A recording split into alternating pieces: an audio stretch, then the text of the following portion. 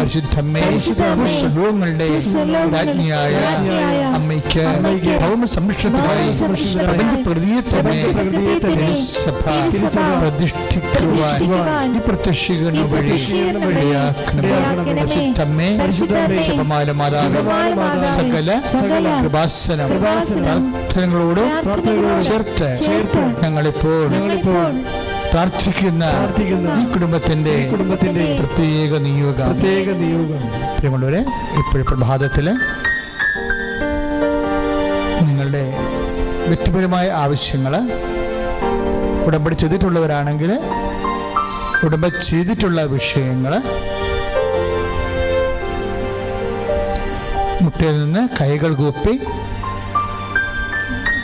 പരിശുദ്ധ അമ്മയുടെ മാധ്യസ്ഥത്തിന് ഭക്തിപൂർവ്വം സമർപ്പിക്കേണ്ടതാണ്.